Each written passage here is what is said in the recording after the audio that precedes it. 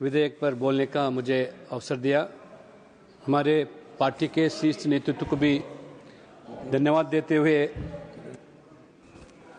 जब से लोकसभा में ये बिल प्रस्ताव रखा गया तब से लेकर हमारा विपक्ष ने कांग्रेस पार्टी ने ये बिल के खिलाफ माइनॉरिटियों को, मुस्लिमों को जो भटकाने का जो प्रयास किया जा रहा है, कल से लेकर हमारे आदरणीय गृहमंत्री और हमारे आदरणीय पार्लियामेंट अफेयर्स मिनिस्टर और हमारे आज आदरणीय अध्यक्ष नड्डा जी के विस्तार रूप से इस बिल के माध्यम से लोगों को बताने के बाद काफी लोग आज, खास तौर से पसमानदा मुसलमान, गरीब मुसलमान, जो मोदी जी सरकार जो एक बिल लाया गया है उसके माध्यम से ये उनका जो तरक्की होने वाला है, ये इसलिए कुछ है, ये हमारे कांग्रेस हो, बाकी विपक्ष हो, ये सहन नहीं पा रहे। When it's coming to the bill, sir, this Waqf Amendment Bill, it is not only a legislative proposal. This bill is for accountability, inclusivity, rational reform. It is a proverb saying, sunlight is the best disinfectant. Through this amendment, the sunlight shine into the dark crevices of this mismanagement, opacity, misuse, corruption, and all these things. This is going to be curtailed. Hindi में भी कहावत है, राख को ही चिंगारी बना दिया गया। किस तरह आज वक्त एडमिनिस्ट्रेशन के अंदर जो आज जब भ्रष्टाचार हो या हमारे जो लैंड डिस्प्यूट्स हो, मिसमैनेजमेंट हो, ये सब होने के बाद बड़ी उम्मीद से ये उम्मीद के बिल के ऊपर खास तौर से मुस्लिम महिलाओं ने और गरीब मुस्लिम ने ये मोदी जी सरकार की ओर देख रहे हैं।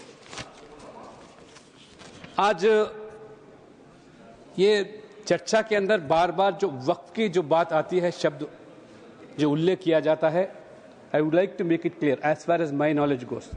The word waqf is not mentioned in the Quran. And the waqf is not about the religion Islam.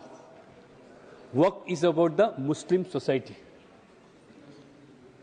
Waqf is about properties, lands, management, income and expenditure. So then the fundamental question is, waqf a state subject or a religious subject? Should the Waqf board come under government or should be under the religious body? So is the fundamental debate before us is in this parliament now. We have been debating for the last 2 days whether it is a state subject or religious body. But this very same debate has been raging for centuries. In the 12th century, Egypt under a Muslim dynasty, the Mamluk dynasty, the state control of Waqf was objected by the Muslim clerics and jurists. But when the Turkish Muslim Ottoman dynasty took over Egypt, it was decided that Waqf should be under the control of state. आदरणीय हमारे अध्यक्ष नड्डा जी ने भी उल्लेख किया, आज काफी Islamic देशों में भी waqf management has been modernised, centralized and brought under the state control to ensure transparency, accountability, efficiency, and to see that these countries now, we see countries like Turkey, Saudi Arabia, Kuwait, Jordan, Oman, Lebanon, they exemplified their administration under state controls. But during the Congress regime in 1995, when this Waqf Act was brought under Section 40, now this is now Waqf is the question about government and its revenue departments. Through this Section 40, the then government has brought into the fold of above this. And even these Waqf tribunals decisions are really above high courts and Supreme Courts through this 40 section, thereby putting the Waqf above the Constitution of India. संविधान के पुस्तक लेके हम जो प्रचार करते हैं, पूरा देश भर लोगों को जो गुमराह करते हैं, मैं पूछना चाहता हूँ सीधा, ये जो कॉन्स्टिट्यूशन के अबव जो है, ये हम पूछना चाहते हैं। सिर्फ और सिर्फ केवल वोट बैंक पॉलिटिक्स के लिए, ये माइनॉरिटी वोट हासिल करने के लिए 60 साल से हम देख रहे हैं कांग्रेस किस तरह लोगों को एक नफरत की दीवार खड़ा कर कर हिंदू और मुसलमान के बीच में वोट पाने का जो साजिश चल रहा है, हम देखते हुए आ रहे हैं। आज मोदी जी ने एक ऐसा कदम आज निर्णय लिया गया, इस माध्यम से आज जो चर्चा जो 3 मुद्दे पे, the 3 most contentious issues rather made as contentious by some parties. Sir, Section 40 of the Waqf Act 1995. Second, the issue is non-Muslims in Waqf boards. Third, Waqf by users. Sir, when it comes to Section 40, if one respects Constitution, अगर संविधान के ऊपर हमको इतना हमदर्द है, then there is no argument. Waqf cannot be above the courts or judiciary. Either Waqf boards or tribunals, naturally they should be under the control of state and they should be answerable to the judiciary also.